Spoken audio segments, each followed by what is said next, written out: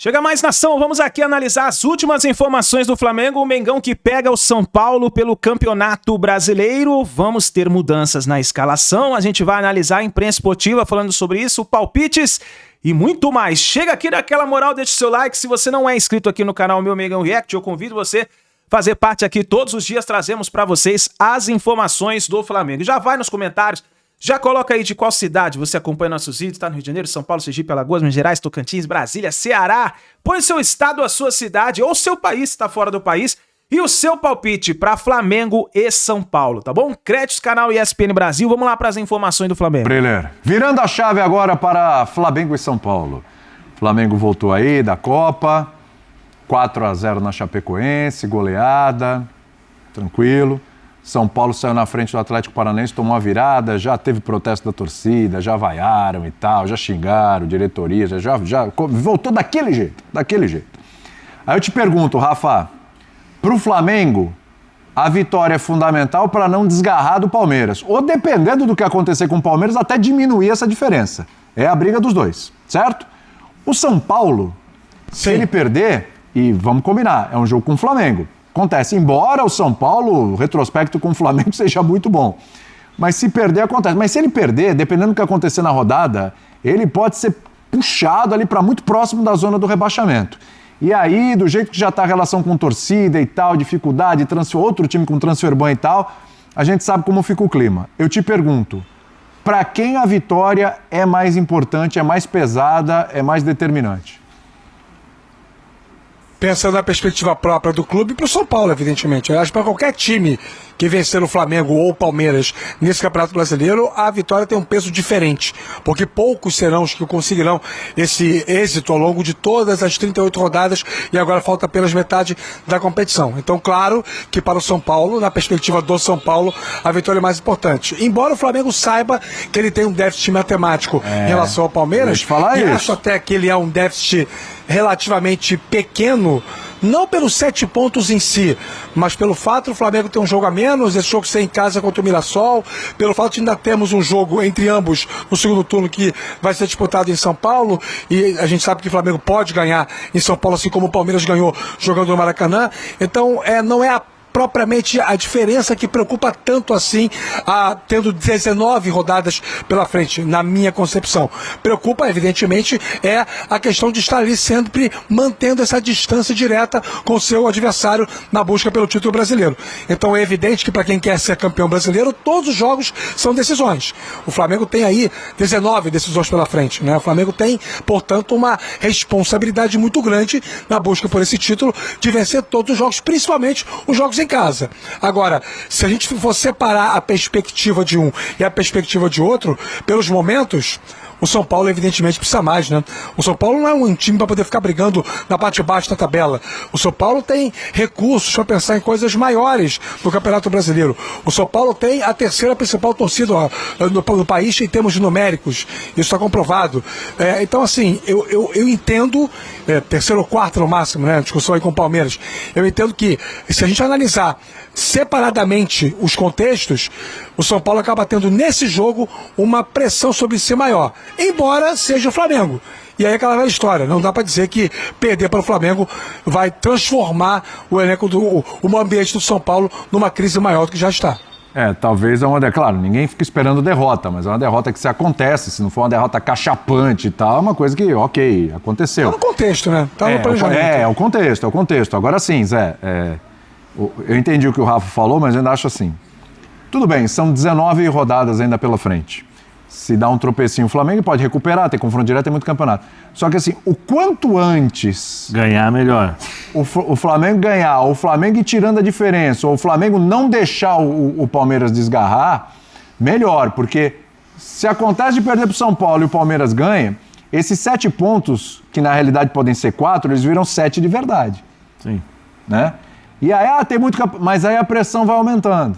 Né? Ou já é mais para tirar. O confronto direto... que o Flamengo está fora da Copa do Brasil. Exatamente. Então, assim, vai ficando mais... Vai passando o tempo, vai ficando mais difícil de tirar. E mesmo que ganhe o confronto direto, ainda ficaria atrás. Então eu acho que essa vitória para o Flamengo, ela tem um peso. O São Paulo, tudo bem, pode ficar próximo da zona do rebaixamento, mas, cara, é uma realidade ali que nos confrontos diretos com o pessoal ali de baixo, o São Paulo pode ganhar e tudo, que não tem muita diferença também para os outros, ali daquela parte, né? Dos grandes que estão ali, né? A gente falou do Grêmio, por exemplo, agora há pouco. Mas o Flamengo, acho que tem um peso. Não, eu vou falar em nome do Playboy do Morumbi. Playboy do Morumbi, por Playboy favor. do Morumbi. Ele te mandou mensagem, hein? Mandou mensagem aqui. Ele tá relaxando, tá lá. Em Itambaba, né? Tá em Itambaba, tá relaxando. Se você chegar pra ele e falar assim, Playboy do Morumbi, você aceitaria um empatezinho? Você assina? Acho que ele fecha, não fecha? Não, ele já mandou a abaixo-assinada aqui com não sei quantas mil assinaturas pra ter o empate. Assim, contra o Flamengo. Galera da Van, todo mundo assinou. O lado, por favor, não me entendam mal, mas o lado bom do torcedor do São Paulo nesse momento é que vai jogar contra o Flamengo. Aí fala, poxa, perdemos para o Flamengo. Que não dava era para perder do jeito que perderam. Entendeu? O jogo passado. Sabe, esse é o lado que o torcedor pode... Estou falando assim, que o torcedor pode tentar entender, caso o São Paulo tenha uma derrota. Porque o Flamengo é favorito. Qual São Paulo vai chegar? Quem que vai jogar na zaga? O Arboleda? Hoje já teve faixa lá, uma faixinha tímida, mas já teve. Arboleda, Caleri e teve um outro jogador também que o rapaz colocou uma faixa lá, tá na hora de jogar bola. É isso. As referências do São Paulo já não conseguem mais, porque o Lucas está fora. O Tolói, que poderia ser um jogador que poderia ajudar, que nem o Osório, o menino que entrou agora, o Tolói seria uma referência. Porque não dá para você esperar que o Arboleda seja referência, porque o Arboleda não pode ser referência. Não porque ele está com problema com a torcida, não é isso. É que a forma como ele joga, ele não pode ser referência porque ele não sabe se posicionar. Então, para um garoto que está não tinha nem que estar mais no São Paulo. Isso é um outro tema. Esse é um outro tema que eu... Mas também não tinha nem que estar mais lá. Não, mas isso é um outro tema. Eu falei ontem e eu concordo com você.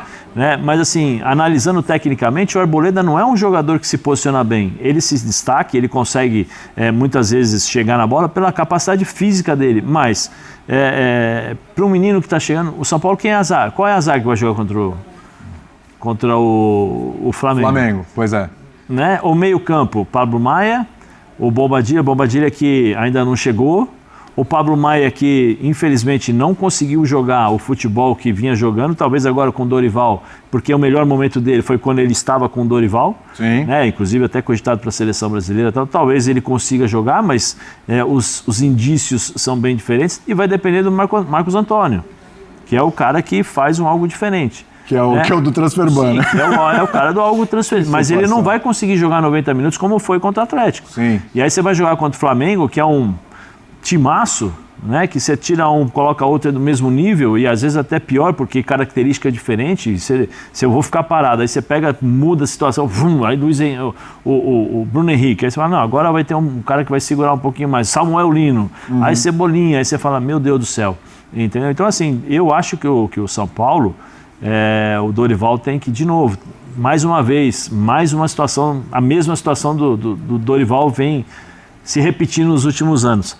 Acelerar o processo de criar referências dentro de campo para nos momentos difíceis você ter onde se apoiar. Tá difícil, tem um cara lá na zaga que vai organizar a zaga. Tá difícil, tem um cara no meio campo que vai organizar o meio campo. Sim. Entendeu? O jogo contra o Flamengo é Danielzinho, Bobadilla, Pablo Maia, entendeu? E Marcos Antônio, fechadinho ali, espera, entrega a bola, não vamos arriscar muito, porque não é prudente colocar 4-3-3, né, Zé? Trailer, William. Não, fecha. Acho que se repetir o esquema que ele usou contra o Atlético Paranaense, não parece ser a melhor saída para jogar no Maracanã, não. Não, fecha. Tem que ser o São Paulo mais reativo. Isso, eu acho que o Dorival vai pensar por esse lado, assim, ele vai raciocinar dessa maneira, ele vai compactar mais o time, porque ele sabe que o Flamengo naturalmente vai tomar a iniciativa e essa função nova do Samuel Lino, fazendo o papel de flutuação, não estando mais como um jogador posicional pelo lado esquerdo, sendo um cara mais centralizado e às vezes até caindo mais pro lado direito, executando o papel sem a bola do Arrascaeta, sobrando com o Pedro e com a bola com muito mais movimentação. Esse jogador hoje é um diferencial coletivo no time do Flamengo. O Dorival sabe disso e a possibilidade que ele vai ter de tirar os espaços do Flamengo é tentar tirar o Samuel Lino do jogo. E para tirar o Samuel Lino do jogo, ele tem que ter supremacia numérica no meio campo. Por isso que eu acho que pro jogo desse fim de semana vai ser um São Paulo diferente. Breiler, acabou? Não tem nem um minutinho pro Breiler aqui? Acabou. Um minutinho? Não, se acabou. Um minutinho. Não, um minutinho pra você. Só porque então você. eu falarei do Flamengo, porque Isso. o Flamengo fazendo aquela ponderação, Contra a Chapecoense, ok, lanterna do campeonato, mas colocando na conta os amistosos, o Flamengo trouxe muita coisa positiva. Vai de Arrasca ou ainda não? Ainda não, seguraria até porque tem o Samuel Lino dando boa resposta, como o Rafa falou, mais centralizado. Felipe Luiz gostava dele como um ponta, né, bem aberto pelo lado esquerdo. Leonardo Jardim dá mais liberdade para ele circular pelo centro. E o Lohan também voltou bem. Créditos ao Leonardo Jardim, né? Confiou, deu resposta nos amistosos, marcou contra a Chapecoense, que tem a sequência dessa vez. Jogador jovem de muito potencial do Flamengo. Por enquanto, assim como o Palmeiras tem prudência com o Paulinho, devagar com a Arrascaeta, em breve retoma a posição de titular. Muito bem. Tem expectativa nesse final de semana aí para umas conversas do Boto com o pessoal, o staff do Almada, né, para destravar ainda mais essa negociação. Então o Flamengo segue otimista, segue se planejando aí para fazer esse avanço tático aí para trazer a contratação desse meio-campista argentino, que a gente sabe a capacidade que ele tem, sabe o talento que ele tem, já mostrou isso aqui no próprio Rio de Janeiro jogando pelo Botafogo, mas está sem espaço no Atlético de Madrid, uma oportunidade aí que pode ser concretizada pelo Flamengo. Então tem uma expectativa aí nesses próximos 2-3 dias de destravar, como eu falei, essa negociação para avançar de forma mais intensa, visando a contratação do Almada. Enquanto isso, o time hoje treinou pela manhã lá no Ninho do Urubu, né? Hoje aqui, vocês estavam falando que o Bruno estava de casaco e tal, que estava frio lá em Santos e tal.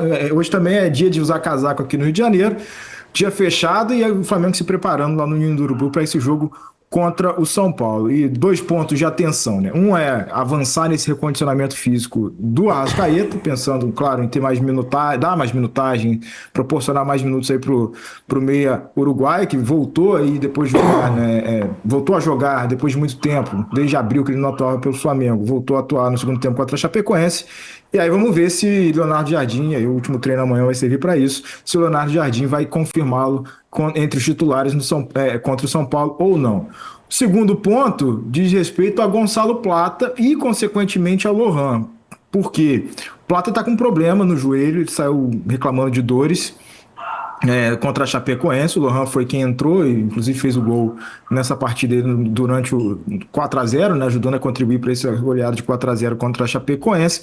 Mas o Plata, segundo me contam lá do Ninho, tem um problema no joelho, é uma tendinite, não é das tendinites mais graves, mas é uma tendinite que traz sim um incômodo para o jogador. Essa dor ela pode ir variando de intensidade de acordo com o esforço, de acordo com repetição de movimentos ali que vão exigindo do joelho essa força, essa atividade ali, e o Plata já veio com essa dorzinha aí, sentiu lá, jogando no sintético e tal, não dá para atribuir diretamente a isso, mas essa dor, essa tendinite voltou a incomodar o Plata, por isso que ele pediu a substituição. Então, tudo sobre o Palmeiras jogando, sobre essa história do Danilo, que eu queria depois entrar no assunto aí, porque ele falou também, a gente vai mostrar ele falando, ele se manifestando.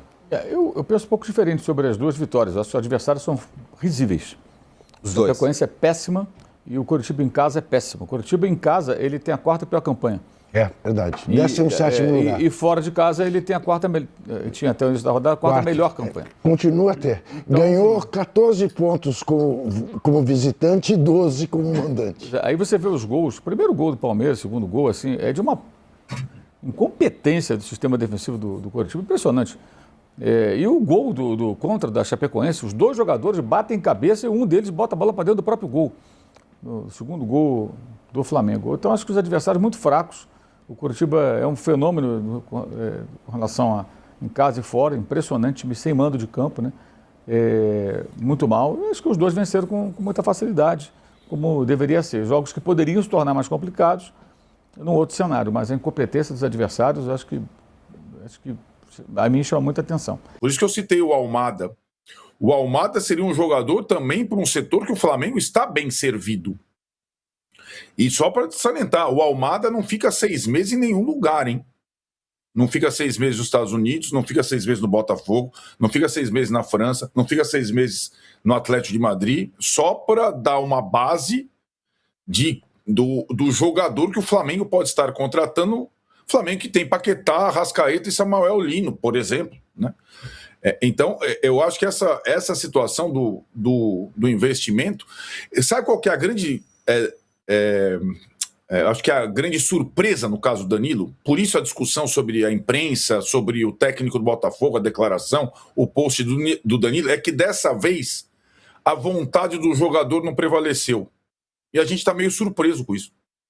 Porque nós estamos vivendo uma era, com o fim do passe no Brasil, em que quando o jogador bate o pé para ir, para sair, ele convence, ele vai. Mesmo com contrato. Dessa vez, a vontade do clube prevaleceu. Esse é o estranho, não concordam? Essa é a coisa estranha.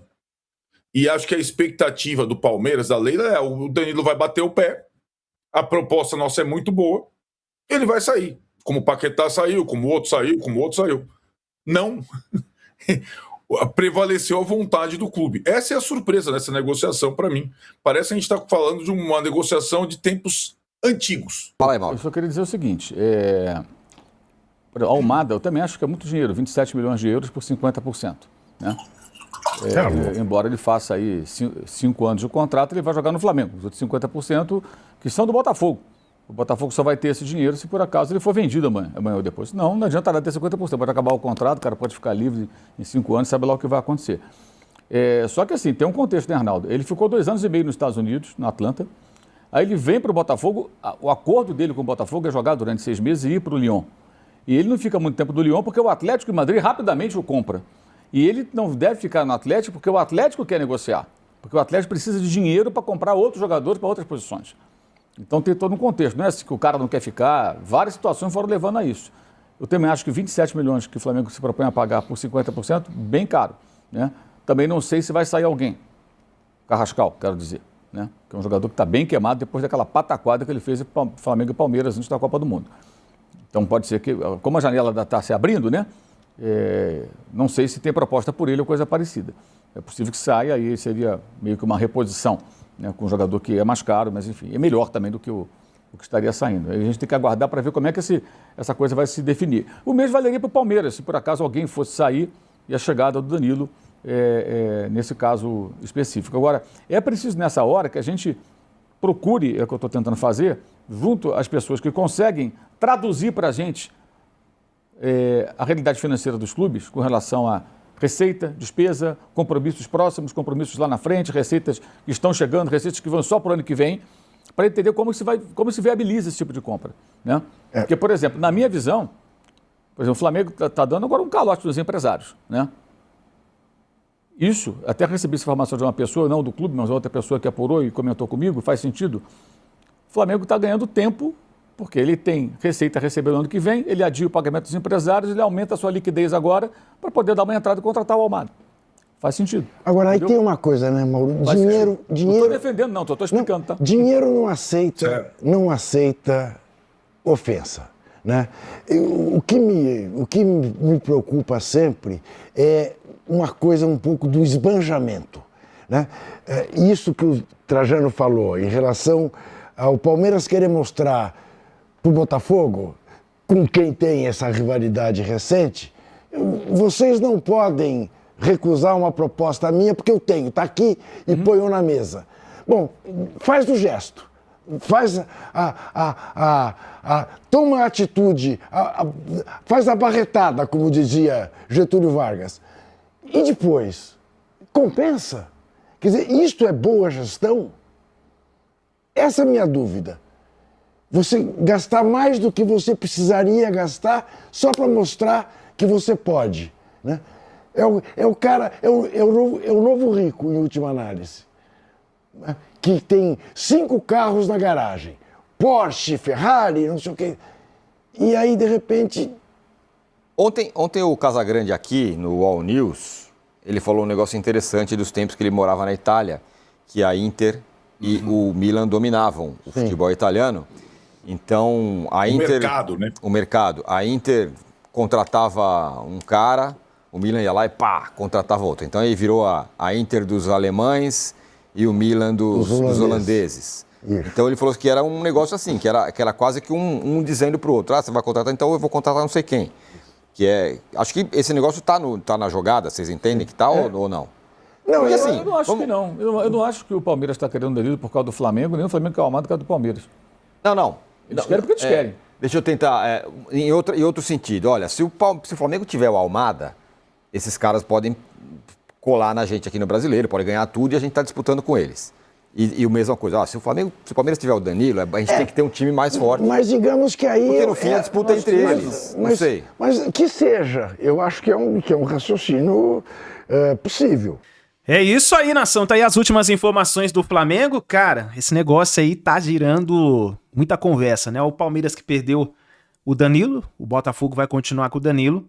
O Danilo fez a sua partida ontem.